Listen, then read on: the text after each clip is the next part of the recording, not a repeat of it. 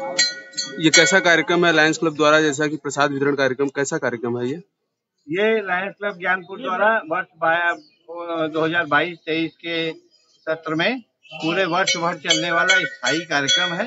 प्रत्येक मंगलवार को यहाँ पर सवेरे 8 बजे से घुगनी और चने की घुगनी और हलवा प्रसाद के रूप में भक्तों में वितरण किया जाना है। कितने दिन तक कार्यक्रम चलेगा? ये अविरल चलने वाला कार्यक्रम है। स्थायी प्रोजेक्ट हमारा स्थायी प्रोजेक्ट है, प्रत्येक मंगलवार को चलेगा और लायंस सदस्यों द्वारा और एवं अन्य लायंस के अलावा भी लोग इसको स्पॉन्सर करेंगे। प्रति हफ्ते जो भी खर्च आएगा वो उनसे लेंगे।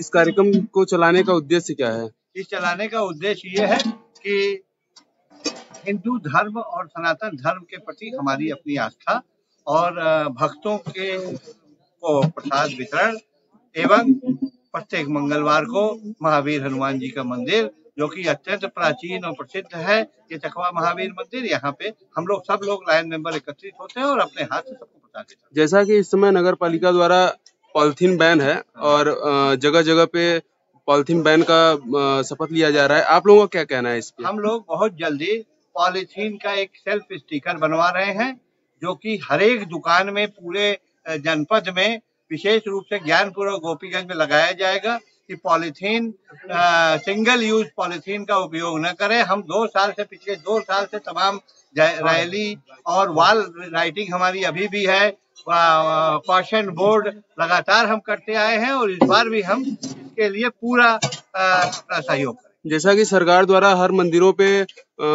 डस्टबिन का सुविधा दिया गया है, जहां तक कि यहाँ चकवा महावीर पे डस्टबिन नहीं दिखा, इस पे क्या कहना चाहते हैं आप लोग? डस्टबिन बाहर की तरफ दिया गया है। नगर पंचायत से मैं पुनः प्रार्थना करूंगा कि यहाँ पे 2 डस्टबिन उसके पास मंदिर के पास 2 डस्टबिन लगाया जाए, जिससे कि कूड़ा गंदगी और सबसे पहले यही